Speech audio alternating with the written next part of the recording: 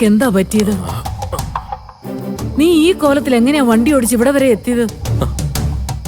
ഞാൻ എന്തിനാ പേടിക്കുന്നത്? ജീവിക്കാൻ ആഗ്രഹമുള്ളവർക്കല്ലേ ജീവന് കൊതിയുള്ളൂ. അങ്ങനെയൊന്നും പറയാതെ രഘു. നിനക്കൊരു പൊടി കുഞ്ഞുണ്ട്, അത് നീ മറക്കരുത്. അവനുമേ ആർക്കും എന്നെ വേണ്ട. എല്ലാരും എന്നെ വെച്ച് കളിക്കുക. എല്ലാവർക്കും തട്ടിക്കളിക്കാൻ വേണ്ടിയുള്ള ഒരു പാവയാണ്. ഇതൊക്കെ നിന്റെ വെറും തോന്നലാ രഘു. അല്ല ഭാനുമേ, ഈ രഘുവേ ഒരു പൊട്ടന. അതുകൊണ്ടല്ലേ ഞാൻ ഇത്രയും സത്യസന്ധത കാണിച്ചിട്ടും ആരും എന്നെ വിശ്വസിക്കാതെ. എല്ലാവരുടെ കണ്ണിലും ഞാൻ എന്തോ കാര്യത്തിന് വേണ്ടി അവരൊന്നും ചെയ്യുന്നതെന്ന്. എന്റെ ഭാനുമേ, എനിക്ക് എന്ത് ലാഭം? എനിക്കൊന്നും വേണ്ട. ആരുടെ ഒന്നും ഞാൻ ആഗ്രഹിക്കുന്നുമില്ല. പിന്നെ ഞാൻ അവൾക്ക് കൊടുത്തിട്ടുണ്ടെങ്കിൽ അത് അവളുടെ ഭർത്താവിന്റെ ഒരു ഷെയർ മാത്രം. പക്ഷെ എനിക്കത് പറയാൻ പറ്റുമോ? ഇല്ല, ഒരിക്കലും പറയാൻ പറ്റില്ല. പറഞ്ഞ മറച്ചു വെച്ച പലതും പറയേണ്ടി വരും. അതുകൊണ്ട് എല്ലാം ഞാൻ എന്റെ മനസ്സിൽ ഒതുക്കി വെച്ചിരിക്കാം. നീ പറയുന്നൊന്നും എനിക്ക് മനസ്സിലാവുന്നില്ല മോനെ. ഭാനുമേ, എന്നെ ആർക്കും മനസ്സിലാവില്ല, ആർക്കും മനസ്സിലാവില്ല. എല്ലാം എന്റെ തെറ്റാ. ഈ രഘുവേ ഒരു തെറ്റ, ഒരു വലിയ തെറ്റ്. ഈ ഭൂമിയിലെ ഞാൻ ജീവിച്ചു തന്നെ തെറ്റ.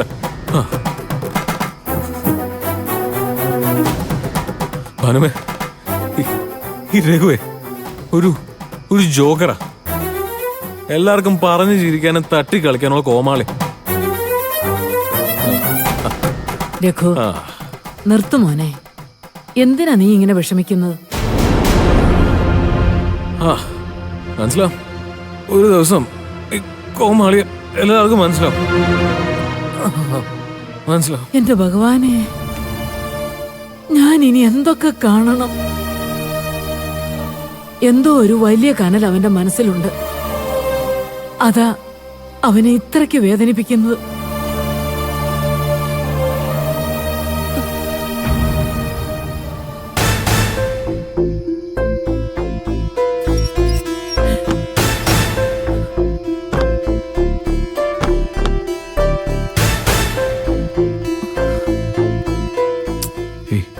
അനു,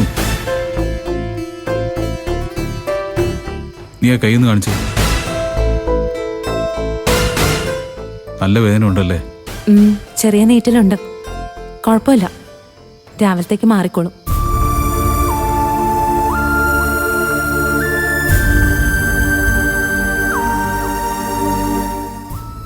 എന്നാൽ ഇത് വലിയ കഷ്ടമായിപ്പോയി. എന്തൊരു ദ്രോഹം അമ്മ നിന്നോട് കാണിക്കുന്നേ. അനു, നിനക്ക് പറ്റാത്ത കാര്യം പറ്റില്ല എന്ന് പറഞ്ഞുകൂടായിരുന്നോ? പറഞ്ഞാൽ മനസ്സിലാവാത്തവരോട് പറഞ്ഞിട്ട് കാര്യമുണ്ടോ? അവര് മനഃപൂർവ്വം എന്നെ കഷ്ടപ്പെടുത്താൻ വേണ്ടി ചെയ്യുന്ന കാര്യങ്ങൾ ഇതൊക്കെ. പറ്റില്ലെന്ന് തീർത്ത് പറഞ്ഞാ അതൊരു വലിയ വഴക്കിലേ കലാശിക്കുള്ളൂ. പിന്നെ ഏറ്റുമുട്ടാൻ അനുപമ ഒട്ടും പിറകിലല്ല. ഏറ്റുമുട്ടേ ജയിക്കുകയും ചെയ്യും. അത് പിന്നെ ഇന്ദ്രേട്ടന് വിഷമാവും. അത് വേണ്ടെന്ന് വെച്ചിട്ടാ ഒന്നും മിണ്ടാതെ എല്ലാം അനുസരിക്കുന്നത്.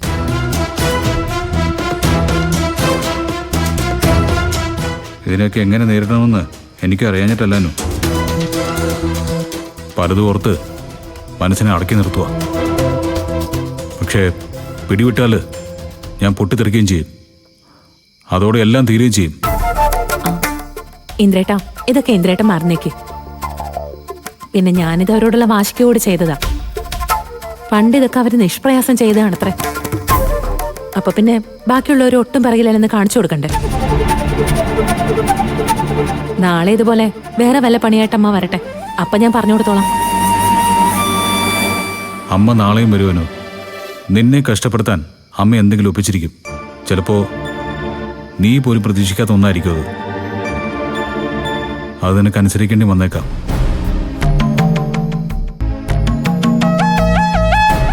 ഞാൻ നിമിത്തമാണല്ലോ നീ ഇങ്ങനെ ഒരു ഊരാക്കൊടുക്കിപ്പെട്ടത്. അത് ഓർക്കുമ്പോഴാ എനിക്ക് സങ്കടം.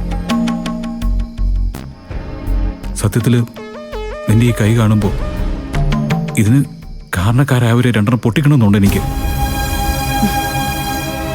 വെറുതെ അവിവേകൊന്നും കാണിക്കല്ലേ. ഇന്ദ്രേട്ടൻ പെറ്റ മകനല്ലെന്നും വിളിച്ചു പറഞ്ഞെങ്കിലും ഇന്ദ്രേട്ടൻ കൈയൊന്ന് പൊക്കിയാ മകൻ അമ്മയെ തല്ലീന്നാവും പറഞ്ഞെടുക്കുന്നത്. അതെ, ആവശ്യത്തിന് ഞാൻ മകനാ, അല്ലാത്തപ്പം അനാഥനും. ഈ അവസ്ഥയിൽ അധികം മുന്നോട്ട് പോകാൻ പറ്റുമെന്ന് തോന്നുന്നില്ല. ഇതിനെന്തെങ്കിലും ഒരു തീരുമാനം ഉണ്ടാക്കിയേ പറ്റൂ. എന്ത് തീരുമാനം? വളർത്തമ്മയോടുള്ള കടമ മറന്ന് പ്രവർത്തിക്കാൻ ഇന്ദ്രേട്ടന് കഴിയില്ലല്ലോ. നഷ്ടപരിഹാരം നൽകി സ്വന്തം ഭാര്യയെ വരെ ഒഴിവാക്കാൻ നിയമമുണ്ട്. അപ്പൊ പിന്നെ വളർത്തമ്മയെ ഒഴിവാക്കിയാലും കോടതി അവർക്ക് ചെലവിന് കൊടുക്കണമെന്നേ പറയൂ. കൂടെ പാർപ്പിച്ച് അവരുടെ പീഡനം മുഴുവൻ ഏറ്റുവാങ്ങണമെന്ന് ഒരു നിയമവും പറയുമെന്ന് എനിക്ക് തോന്നുന്നില്ല. ഞാൻ ഈ വീട് വിട്ടിറങ്ങിയാൽ പിന്നെ എനിക്കെന്റെ കൂടപ്പിറപ്പുകളും ഇല്ലാതാകുവാനും. അതുകൊണ്ട് മാത്രമാ ഞാൻ വീട്ടിലേക്ക് തിരിച്ചു വന്നത്. ഇനി ഇവിടുന്ന് ഇറങ്ങുമ്പോൾ അവരെങ്കിലും എന്റെ സ്വന്തം കൂടപ്പിറപ്പുകളാണെന്ന് എനിക്ക് തെളിയിക്കണം. എങ്ങനെ? അതിനുവേണ്ടി എന്തെങ്കിലും ശ്രമം ഇന്ദ്രേട്ടൻ നടത്തുന്നുണ്ടോ? എനിക്ക് തോന്നുന്നത് 18 വർഷം മുമ്പ് ഇറങ്ങിപ്പോയ അച്ഛനെ കണ്ടെത്തിയാൽ മാത്രമേ ഇന്ദ്രേട്ടന്റെ കാര്യത്തില് വ്യക്തമായിട്ട് ഒരു ഉത്തരം കിട്ടൂന്ന. അതിനിപ്പോ അദ്ദേഹം ജീവിച്ചിരിപ്പുണ്ടാകുവാനോ? അങ്ങനെ ഒരാളുടെ മുഖം ഇപ്പോഴും എന്റെ മനസ്സിലുണ്ട്. പക്ഷേ അതുകൊണ്ട് കാര്യമില്ലല്ലോ.